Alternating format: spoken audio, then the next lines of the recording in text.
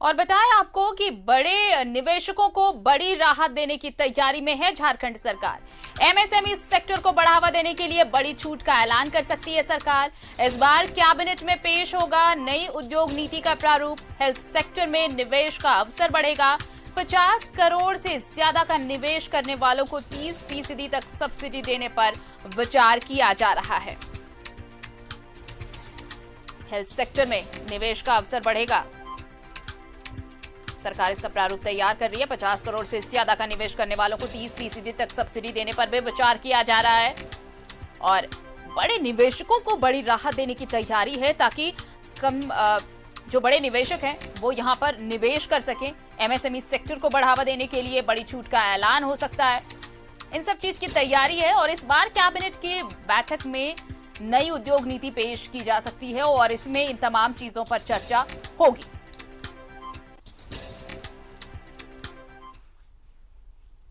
और चलिए इस वक्त हमारे साथ सहयोगी शाहनवाज जुड़ रहे हैं, सीधे उनका रुख कर लेते हैं। शाहनवाज, देखिए झारखंड एक ऐसा स्टेट जहां पर कई बार देखिए निवेश की तो भरपूर संभावनाएं हैं, लेकिन आप बैकग्राउंड देखें तो निवेश की बातें तो बहुत होती हैं, लेकिन कितना हो पाता है और राज्य को इससे कितना मिल पाता है ये किसी को बताने की जरूरत नहीं। अब हेमंत सरकार एक नई उद्योग लाने की कोशिश में है।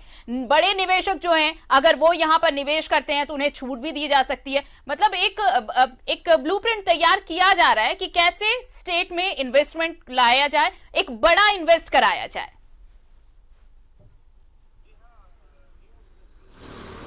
जी हाँ, न्यू इंडस्ट्रियल पॉलिसी एक बनकर तैयार है और वो अभी स्टडी के लिए और फर्दर उसमें सुधार के लिए वित्त विभाग में वो फाइल पड़ी हुई है।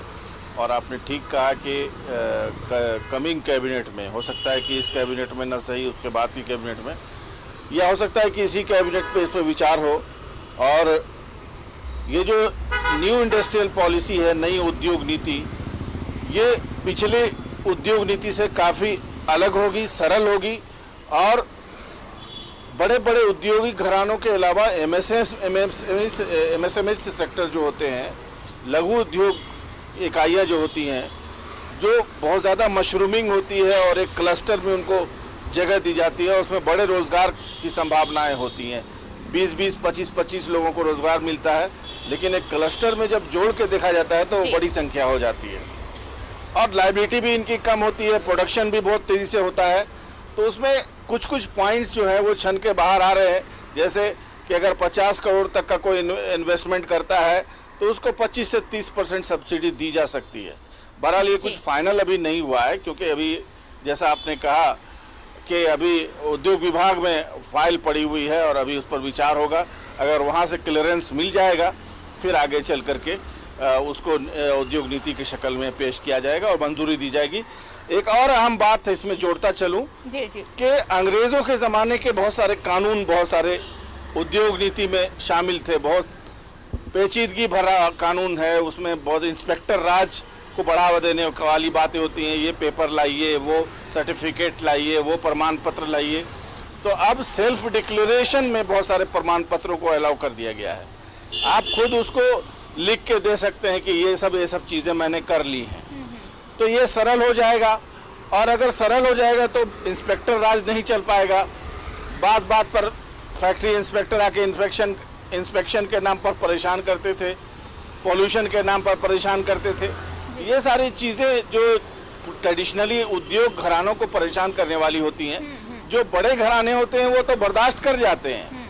उनका फंड ज़्यादा होता है, बजट ज़्यादा होता है, उनके पास वेल्थ ज़्यादा, नेटवर्क ज़्यादा होता है। लेकिन जो एमएसएमई सेक्टर के जो उद्योग घराने हैं, छोटे छोटे जो लोग हैं, 50 करोड़ 20 करोड़ वाली पूंजी के जो लोग होते हैं, जो कर्ज लेकर के अपना उद्योग धंधा करते हैं, इसके अलावा ऑर्डर बेस्ड काम करते हैं, सप्लाई उसी हिसाब से देते हैं जैसा ऑर्डर आता है, उनको भारी बिजली का बिल भी चुकाना पड़ता है, रेंट भी चुकाना पड़ता है। उनके लिए क्या कुछ किया जा सकता है उद्योग नीति में, नई उद्योग नीति जो हेमंत सरकार लाना चाह रही है। और आपको याद होगा कि इस पैंडेमिक के पहले मुंबई में, दिल्ली में बहुत सारे ऐसे समिट्स भी कराए गए थे। दिल्ली में 2-2 समिट हुए फिक्की के सौजन्य से, जिसमें मुख्यमंत्री ने भी हिस्सा लिया। लोगों को आमंत्रित किया कि आप आए झारखंड, हम मिल के आप खड़े होकर के आपका उद्योग लगाएंगे। ये एक बहुत बड़ा स्टेटमेंट मुख्यमंत्री ने दिया और बहुत सारे उद्योग धंधे लग भी रहे हैं। जो पुराने लोगों को ज़मीन मिली थी जिसका उपयोग उन लोगों ने नहीं किया, उनकी ज़मीनें वापस लेने का भी प्रावधान है। उस पर भी एक बड़ी लिस्ट बनी हुई है। किन लोगों ने ज़मीन ले ली, सब्सिडी ले ली। ओरिएंट क्राफ्ट नाम की एक कंपनी खुली थी, रांची में 3 यूनिट खुले थे, लेकिन 3 साल में ही उन लोगों ने पैकअप कर लिया और सारी मशीनरी दूसरे स्टेट में वापस कर दी। तो कुल मिलाकर के उद्योग नीति जो नई बन रही है उसका बेसब्री से उद्योग जगत को इंतज़ार है, क्योंकि झारखंड में पहले से ही बहुत अच्छे अच्छे उद्योग हैं। अगर उनके लिए भी माहौल अगर